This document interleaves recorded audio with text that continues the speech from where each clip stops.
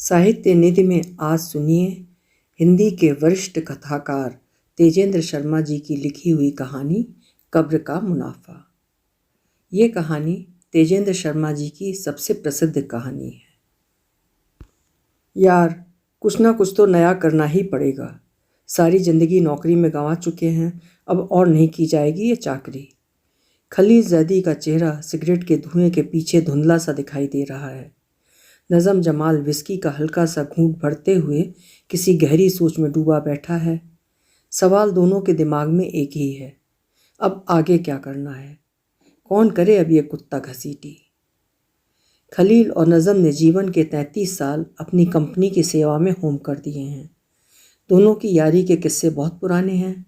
खलील शराब नहीं पीता और नज़म सिगरेट से परेशान हो जाता है, किंतु दोनों की आदतें दोनों की दोस्ती के कभी भी आड़े नहीं आती हैं।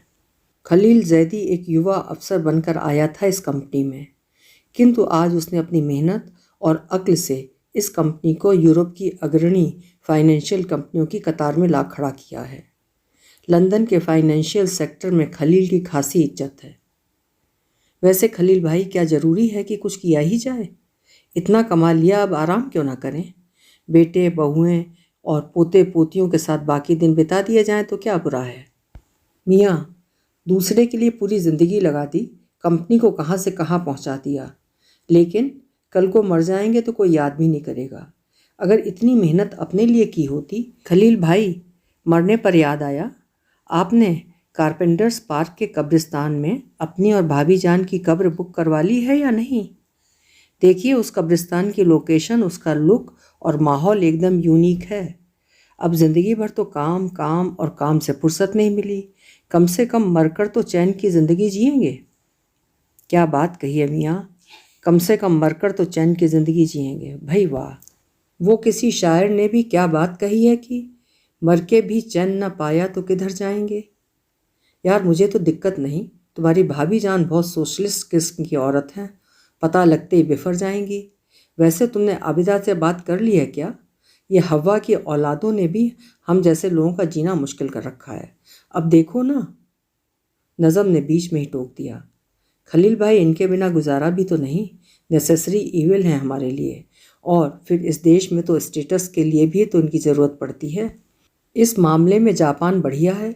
हर आदमी अपनी बीवी और बच्चे तो शहर के बाहर रखता है, सबर्ब में, और शहर वाले फ्लैट में अपनी वर्किंग पार्टनर। सोचकर कितना अच्छा लगता है। साफ पता चल रहा था कि विस्की अपना रंग दिखा रही है।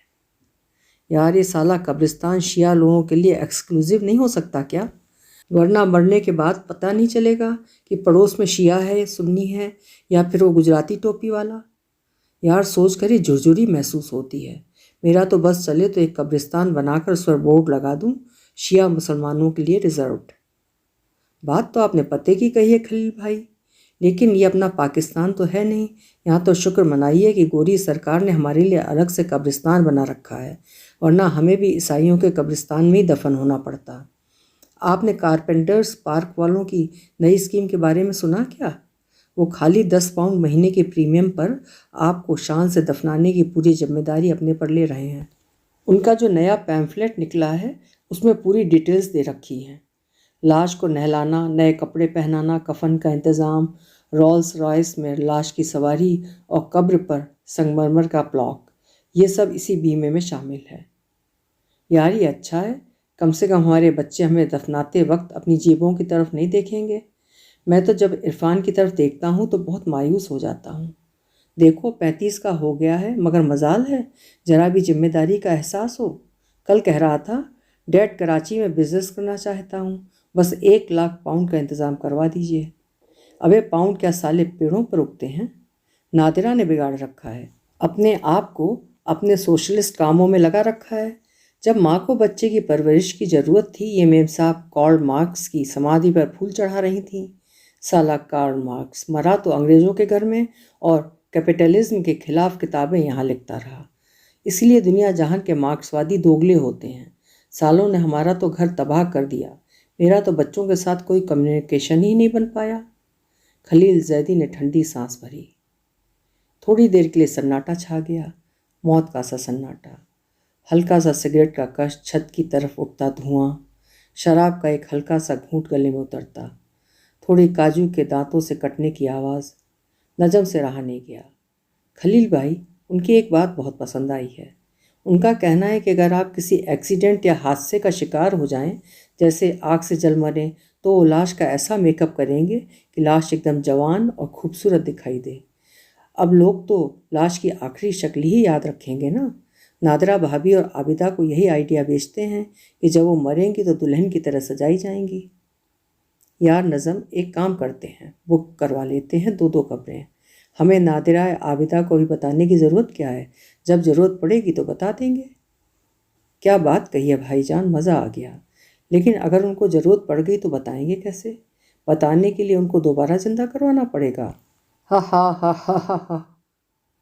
सुनो, उनकी कोई स्कीम नहीं है, जैसे बाई 1 गेट 1 फ्री या बाई 2 गेट 1 फ्री? अगर ऐसा हो तो हम अपने बेटों को भी स्कीम में शामिल कर सकते हैं। अल्लाह ने हम दोनों को एक एक ही तो बेटा दिया है। भाईजान, अगर नादरा भाभी ने सुन लिया तो खट से कहेंगी, क्यों जी, हमारी बेटियों ने क्या कसूर किया है? यार तुम डरावनी बातें करने से बाज नहीं आओगे। मालूम है, वो तो समीरा की शादी सुन्नियों में करने को तैयार हो गई थी। कमाल की बात यह है कि उसे शिया सुन्नी आगा खानी बोरी सब एक समान लगते हैं। कहती है सभी मुसलमान हैं और अल्लाह के बंदे हैं। उसकी इंडिया की पढ़ाई अभी तक उसके दिमाग से निकली नहीं है। भाईजान, अब इंडिया की पढ़ाई इतनी ख़राब भी नहीं होती। पढ़े तो मैं और आबिदा भी वहीं हैं। दरअसल मैं तो गोवा में कुछ काम करने के बारे में भी सोच रहा हूँ। वहाँ अगर कोई टूरिस्ट रिजॉर्ट खोल लूँ तो मज़ा आ जाएगा। भाई सच कहूँ, मुझे अब भी अपना घर मेरठ ही लगता है। 40 साल हो गए हिंदुस्तान छोड़े, लेकिन लाहौर अभी तक अपना ही लगता। ये जो मुजाहिर का ठप्पा चेहरे पर लगा है, उससे लगता है कि हम लाहौर में ठीक वैसे ही हैं जैसे हिंदुस्तान में। अछूत मियाँ, चढ़ गई है तुम्हें, पागलों की सी बातें करने लगे हो। याद रखो, हमारा वतन पाकिस्तान है बस। ये हिंदू धर्म एक डीजेनरेट, वल्गर और करप्ट कल्चर है। हिंदुओं या हिंदुस्तान की बड़ाई पूरी तरह से एंटी इस्लामिक है। फिल्में देखी हैं इनकी, वल्गैरिटी पर्सोनिफाइड। मेरा तो बस चले तो सारे हिंदुओं को एक कतार में खड़ा करके गोली से उड़ा दूँ। नज़म के खर्राटे बता रहे थे कि उसे खलील जैदी की बातों में कोई रुचि नहीं है। वो शायद सपनों के उड़न खटोले में बैठकर मेरठ पहुंच गया। मेरठ से दिल्ली तक की बस का सफ़र, रेलगाड़ी की यात्रा और आबिदा से पहली मुलाकात, पहली मोहब्बत, फिर शादी। पूरी ज़िंदगी जैसे किसी रेल की पटरी पर चलती हुई महसूस हो रही थी। महसूस आबिदा भी कर रही थी और नादिरा भी। दोनों महसूस करती हैं कि उनके पतियों के पास उनके लिए कोई समय नहीं है। उनके पति बस पैसा देते हैं घर का खर्चा चलाने के लिए, लेकिन उसका भी हिसाब किताब ऐसे रखा जाता है जैसे कंपनी के किसी क्लर्क से खर्चे का हिसाब पूछा जा रहा हो। दोनों को कभी ये महसूस नहीं हुआ कि वे अपने अपने घर की मालकिनें हैं। उन्हें समय समय पर यह याद दिला दिया जाता था कि घर के मालिक के हुक्म के बिना वे एक कदम भी नहीं चल सकती। आबिदा तो अपनी नादिरा आपा के सामने अपना रोना रो लेती थी, लेकिन नादिरा हर बात केवल अपने सीने में दबाए रखती। नादिरा ने बहुत मेहनत से अपने व्यक्तित्व में परिवर्तन पैदा किया था। उसने एक स्थायी हंसी का भाव अपने चेहरे पर चढ़ा लिया था। पति की डांट फटकार, गाली गलौज, यहाँ तक कि कभी कभार की मारपीट का भी उस पर कोई असर दिखाई नहीं देता था। कभी कभी तो खलील जैदी उसकी मुस्कुराहट से परेशान हो जाते। आखिर आप हर वक्त मुस्कुराती क्यों रहती हैं? यह हर वक्त का दांत निकालना सीखा कहाँ से है आपने? हमारी बात का कोई असर ही नहीं होता आप पर? नादिरा सोचती रह जाती कि अगर वो गमगीन चेहरा बनाए रखे तो भी उसके पति को परेशानी हो जाती है। अगर वो मुस्कुराए तो उन्हें लगता है कि जरूर कहीं कोई गड़बड़ है। अन्यथा जो व्यवहार वे उसे दे रहे हैं, उसके बाद तो मुस्कुराहट जीवन से गायब ही हो जानी चाहिए। नादिरा ने एक बार नौकरी करने की पेशकश की थी। लखनऊ विश्वविद्यालय से एमए पास है वो, लेकिन खलील जैदी को नादिरा की नौकरी का विचार इतना घटिया लगा कि बात बहस में बदली और नादिरा के चेहरे पर उंगलियों के निशान बनाने के बाद ही रुकी। इसका नतीजा ये हुआ कि नादिरा ने पाकिस्तान से आई उन लड़कियों के लिए लड़ने का बीड़ा उठा लिया है जो अपने पतियों एवं सास ससुर के व्यवहार से पीड़ित हैं। खलील को इसमें भी शिकायत रहती है। आपका तो हर खेल ही निराला है। मैडम, कभी कोई ऐसा काम भी किया कीजिए जिससे घर में कुछ आए। आपको भला क्या लेना देना कमाई धमाई से? आपको तो बस एक मजदूर मिला हुआ है, वो करेगा मेहनत, कमाएगा और आप उड़ाइए मज़े। अब नादिरा प्रतिक्रिया व्यक्त नहीं करती। जैसे ही खलील शुरू होता है वो कमरा छोड़कर बाहर निकल जाती है। वो समझ गई है कि खलील को बीमारी है, कंट्रोल करने की बीमारी। वो हर चीज़, हर स्थिति, हर व्यक्ति को कंट्रोल कर लेना चाहता है। Control freak. यही दफ्तर में भी करता है और यही घर में। अपने अपने घरों में आबिदा और नादिरा बैठी हैं। आबिदा टीवी पर फिल्म देख रही है लगान। वो आमिर खान की पक्की फ़ैन है, उसकी हर फिल्म देखती है और घंटों उस पर बातचीत भी कर सकती है। पाकिस्तानी फिल्में उसे बिल्कुल अच्छी नहीं लगती, बहुत लाउड लगती हैं। लाउड तो उसे अपना पति भी मालूम होता है, लेकिन इसका कोई इलाज नहीं है उसके पास।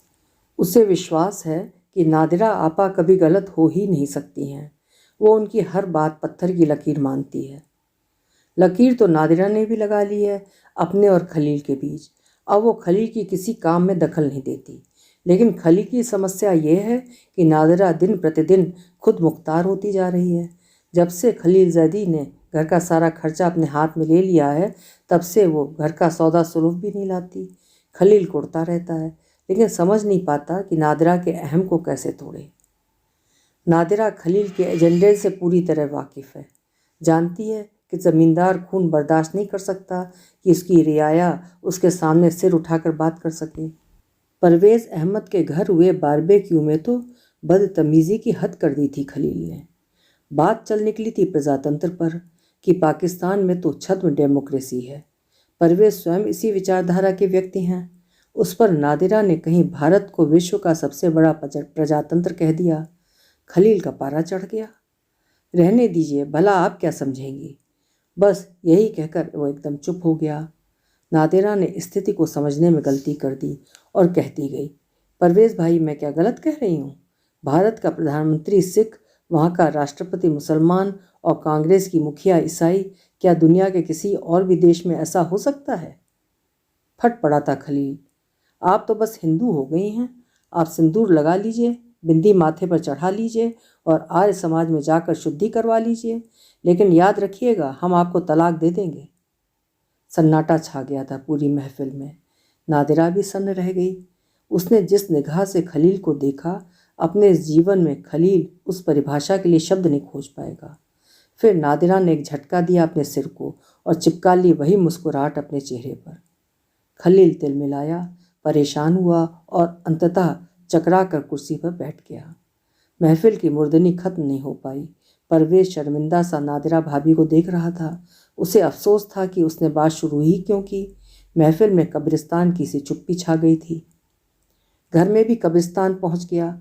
नादिरा आमतौर पर खलील के पत्र नहीं खोलती। एक बार खोलने का खामियाजा भुगत चुकी है, लेकिन इस पत्र पर पता लिखा था श्री एवं श्रीमती खलील जैदी। उसे लगा जरूर कोई निमंत्रण पत्र ही होगा। पत्र खोला तो हैरान रह गई। अपने घर में इतनी दूर किसी कब्रिस्तान में इतनी पहले अपने लिए कब्र आरक्षित करवाने का औचित्य समझ नहीं पाई। क्या उसका घर एक जिंदा कब्रिस्तान नहीं? इस घर में खलील क्या नर्क का जल्लाद नहीं? घबरा भी गई कि मरने के बाद भी खलील के बगल में ही रहना होगा। क्या मरने के बाद भी चैन नहीं मिलेगा? चैन तो उसे दिन भर भी नहीं मिला। पाकिस्तान से आई अनीसा ने आत्महत्या का प्रयास किया था। रॉयल जनरल अस्पताल में दाखिल थी। उसे देखना जाना था, पुलिस से बातचीत करनी थी, अनीसा को कब्र में जाने से रोकना था, अनीसा को दिलासा देती, पुलिस से बातचीत करती, सबवे से सैंडविच लेकर चलती कार में खाती वो घर वापस पहुंची। घर की रसोई में खटपट की आवाज़ें सुनाई दे रही थीं, यानी कि अब्दुल खाना बनाने आ चुका था। रात का भोजन अब्दुल ही बनाता है। खलील के लिए आज खास तौर पर कबाब और मटन चॉप बन रही थी। नादिरा ने जब से योग शुरू किया है, शाकाहारी हो गई है। ऊपर कमरे में जाकर कपड़े बदलकर नादिरा अब्दुल के पास रसोई में आ गई।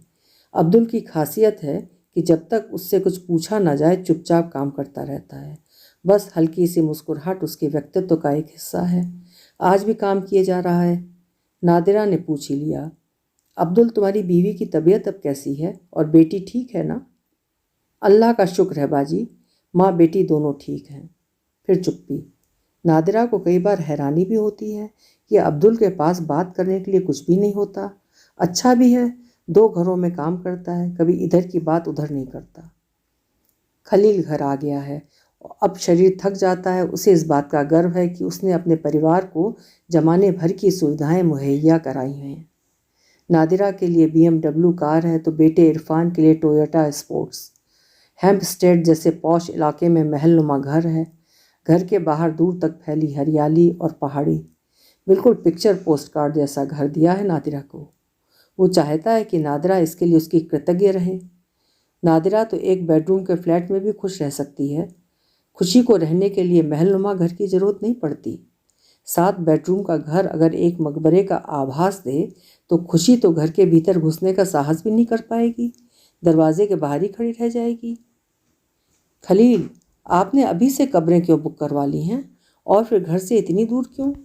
कारपेंटर्स पार्क तक तो हमारी लाश ले जाने में भी खासी मुश्किल होगी। भाई, एक बार लाश रोल्स रॉयस में रखी गई तो हेम्पस्टेड क्या और कारपेंटर्स पार्क क्या? ये कब्रिस्तान जरा पॉश किस्म का है। फाइनेंशियल सेक्टर के हमारे ज़्यादातर लोगों ने वहीं दफन होने का फ़ैसला लिया है। कम से कम मरने के बाद अपने स्टेटस के लोगों के साथ रहेंगे। खलील, आप ज़िंदगी भर तो इंसान को पैसों से तौलते रहे, क्या मरने के बाद भी आप नहीं बदलेंगे? मरने के बाद तो शरीर मिट्टी ही है, फिर उस मिट्टी का नाम चाहे अब्दुल हो, नादिरा या फिर खलील। देखो नादिरा, अब शुरू मत हो जाना। तुम अपना समाजवाद अपने पास रखो, मैं उसमें दखल नहीं देता, तुम इसमें दखल मत दो।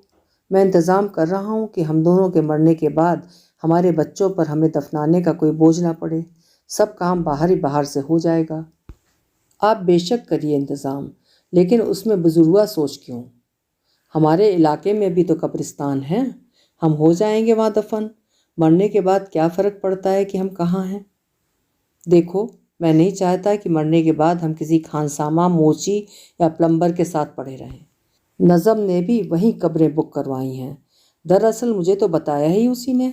मैं चाहता हूँ कि तुम्हारी ज़िंदगी में तुमको बेस्ट चीज़ें मुहैया कराऊँ, मरने के बाद ही बेहतरीन ज़िंदगी दूँ। भाई, अपने जैसे लोगों के बीच दफन होने का सुख और ही है।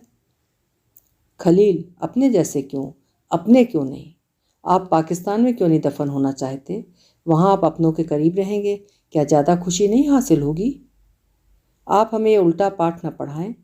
इस तरह तो आप हमसे कहेंगी कि मैं पाकिस्तान में दफन हो जाऊं अपने लोगों के पास, और आप मरने के बाद पहुंच जाएं भारत अपने लोगों के कब्रिस्तान में। ये चाल मेरे साथ नहीं चल सकती हैं आप। हम आपकी सोच से अच्छी तरह वाकिफ़ हैं बेगम। खलील, हम कह देते हैं, हम किसी 5 स्टार कब्रिस्तान में ना तो खुद को दफन करवाएंगे ना ही आपको होने देंगे। आप इस तरह की सोच से बाहर निकलिए। बेगम, कुरान पाक भी इस तरह का कोई फतवा नहीं देती है कि कब्रिस्तान किस तरह का हो, वहाँ भी सिर्फ दफन करने की बात है। दिक्कत तो यही है खलील, ये जो तीनों आसमानी किताबों वाले मज़हब हैं वो पूरी ज़मीन को कब्रिस्तान बनाने पर आमादा हैं। एक दिन पूरी ज़मीन कम पड़ जाएगी इन तीनों मज़हब के मरने वालों के लिए। नादिरा जी, अब आप हिंदुओं की तरह मुतासिब बातें करने लगी हैं। समझती तो आप कुछ हैं ही नहीं। आप तो ये भी कह देंगी कि हम मुसलमानों को भी हिंदुओं की तरह चिता में जलाना चाहिए। खलील जब गुस्सा रोकने का प्रयास करता है तो नादिरा के नाम के साथ जी लगा देता है। हर्ज ही क्या है इसमें? कितना साफ सुथरा सिस्टम है, ज़मीन भी बची रहती है, खाक मिट्टी में भी मिल जाती है। देखिए, हमें भूख लगी है, बाकी बातें कल कर लेंगे। कल कभी आता भी तो नहीं है, फिर आज हो जाता है। किंतु नादिरा ने तय कर लिया है कि इस बात को कब्र में दफन नहीं होने देगी। आबिदा को फ़ोन करती है। आबिदा, कैसी हो? अरे नादिरा आपा, आप कैसी हैं? आपको पता है आमिर खान ने दूसरी शादी कर ली है और सैफ अली खान ने भी अपनी पहली बीवी को तलाक दे दिया है। इन दोनों बॉलीवुड में मज़ेदार खबरें मिल रही हैं। आपने शाहरुख खान की नई फिल्म देखी क्या? देवदास क्या क्या फिल्म है। आबिदा, तुम फिल्मों की दुनिया से बाहर आकर हकीकत को भी कभी देखा करो। तुम्हें पता है कि खलील और नज़म कारपेंटर्स पार्क के कब्रिस्तान में कब्रें बुक करवा रहे हैं। आपा, हमें क्या फ़र्क पड़ता है, एक के बदले 4-4 बुक करें और मरने के बाद चारों में रहें। आपा, जब जिंदा होते हुए इनको 7-7 बेडरूम के घर चाहिए तो मरने के बाद क्या खाली 2 गज ज़मीन काफ़ी होगी इनके लिए? मैं तो इनके मामले में दखल ही नहीं देती। हमारा ध्यान रखें बस। आप क्या समझती हैं कि मैं नहीं जानती कि नज़म पिछले 4 साल से बुशरा के साथ वक्त बिताते हैं? आप क्या समझती हैं कि बंद कमरे में दोनों कुरान शरीफ की आयतें पढ़ रहे होते हैं। पिछले 2 सालों से हम दोनों भाई बहन की तरह जी रहे हैं। अगर हिंदू होती तो अब तक नज़म को राखी बांध चुकी होती। धक सी रह गई नादिरा। उसने तो कभी सोचा ही नहीं कि पिछले 5 वर्षों से एक ही बिस्तर पर सोते हुए भी वो और खलील हम बिस्तर नहीं हुए। दोनों के सपने भी अलग अलग होते हैं और सपनों की ज़बान भी। एक ही बिस्तर पर 2 अलग अलग जहान होते हैं, तो क्या खलील भी कहीं? वैसे उसे भी क्या फ़र्क पड़ता है। आबिदा, मैं जाति रिश्तों की बात नहीं कर रही, मैं समाज को लेकर परेशान हूँ। क्या ये ठीक है जो ये दोनों कर रहे हैं? आपा, मुझे कोई फ़र्क नहीं पड़ता है। मेरे लिए ये बातें बेकार सी हैं। जब मर ही गए तो क्या फ़र्क पड़ता है कि मिट्टी कहाँ दफन हुई। इस बात को लेकर मैं आज अपना क्यों ख़राब करूँ। हाँ, अगर नज़म मुझसे पहले मर गए तो मैं उनको दुनिया के सबसे गरीब कब्रिस्तान में ले जाकर दफन करूँगी और कब्र पर कोई कुतबा तक नहीं लगवाऊँगी। गुमनाम कब्र होगी उसकी। अगर मैं पहले मर गई तो फिर बचा ही क्या। ठीक कहा आबिदा ने कि बचा ही क्या। आज जिंदा हैं तो भी क्या बचा है। साल भर बीत जाने के बाद भी क्या कर पाई है नादिरा। आदमी दोनों जिंदा हैं, लेकिन कब्रें आरक्षित हैं दोनों के लिए। खलील और नज़म आज भी इसी सोच में डूबे हैं कि नया धंधा क्या शुरू किया जाए। कब्रें आरक्षित करने के बाद वो दोनों इस विषय को भूल भी गए हैं, लेकिन कारपेंटर्स पार्क उनको नहीं भूला है। आज फिर एक चिट्ठी आई है। मुद्रास्फीति के साथ साथ मासिक किश्त के पैसे बढ़ाने की चिट्ठी ने नादिरा का खून फिर खौला दिया है। खलील और नज़म आज ड्राइंग रूम में योजना बना रहे हैं। पूरे लंदन में एक नज़म ही है जो खलील के घर शराब पी सकता है और एक खलील ही है जो नज़म के घर सिगरेट पी सकता है। लेकिन दोनों अपना अपना नशा खुद साथ लाते हैं, सिगरेट भी और शराब भी। खलील भाई, देखिए, मैं पाकिस्तान में कोई धंधा नहीं करूँगा। एक तो आबिदा वहाँ जाएगी नहीं, दूसरे अब तो बुशरा का भी सोचना पड़ता है, और तीसरा ये कि अपना तो सारा पूरा मुल्क ही करप्शन का मारा हुआ है। इतनी रिश्वत देनी पड़ती है कि दिल करता है कि सामने वाले को 4 जूते लगा दूँ। ऊपर से नीचे तक सब करप्ट। अगर हम दोनों को मिलकर कोई काम शुरू करना है तो यहीं इंग्लैंड में रहकर ही करना होगा, वरना आप कराची और हम गोवा। मैं तो आजकल सपनों में वहीं गोवा में रहता हूँ। क्या जगह है खलील भाई, क्या लोग हैं, कितना सेफ फील करता है आदमी वहाँ। मियाँ, तुमको चढ़ बहुत जल्दी जाती है। अभी तय कुछ हुआ नहीं कि तुम्हारे अंदर का हिंदुस्तानी लगा चहकने ले। तुम साले हिंदुस्तानी लोग कभी सुधर नहीं सकते। अंदर से तुम सबके सब मुत्तासिब होते हो, चाहे मजहब तुम्हारा कोई भी हो। तुम्हारा कुछ नहीं हो सकता।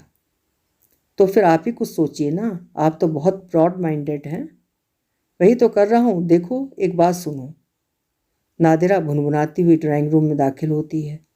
खलील, मैंने आपसे कितनी बार कहा है कि कब्रें कैंसिल करवा दीजिए। आप मेरी इतनी छोटी सी बात भी नहीं मान सकते। अरे भाभी, आपको खलील भाई ने बताया नहीं कि उनकी स्कीम की खास बात क्या है। उनका कहना है कि अगर आप किसी एक्सीडेंट या हादसे का शिकार हो जाएं, जैसे आग से जल मरें, तो वो लाश का मेकअप ऐसा करेंगे कि लाश एकदम जवान और खूबसूरत दिखाई दे। अब आप ही सोचिए, ऐसी कौन सी खातून है जो मरने के बाद खूबसूरत और जवान न दिखना चाहेगी। आप तो हमसे बात भी ना करें नज़म भाई। आप ही ने कीड़ा इनके दिमाग में डाला है। हम आपको कभी माफ़ नहीं करेंगे। खलील, आप अभी फ़ोन करते हैं या नहीं, वरना मैं खुद ही कब्रिस्तान को फ़ोन करके कब्रें कैंसिल कराती हूँ। यार, तुम समझती नहीं हो नादिरा, कैंसिलेशन चार्ज अलग से लगेंगे, क्यों नुकसान करवाती हो। तो ठीक है, मैं खुद ही फ़ोन करती हूँ और पता करती हूँ कि आपका कितना नुकसान होता है। उसकी भरपाई मैं खुद ही कर दूँगी। नादिरा गुस्से में नंबर मिला रही है। सिगरेट का धुआं कमरे में एक डरावना सा माहौल पैदा कर रहा है। शराब की महक रही सही कसर भी पूरी कर रही है। फ़ोन लग गया है। नादिरा अपना रेफरेंस नंबर देकर बात कर रही है। खलील और नज़म परेशान और बेबस से लग रहे हैं। नादिरा थैंक्स कहकर फ़ोन रख देती है। लीजिए खलील, हमने पता भी कर लिया है और कैंसिलेशन का ऑर्डर भी दे दिया है। पता है उन्होंने क्या कहा?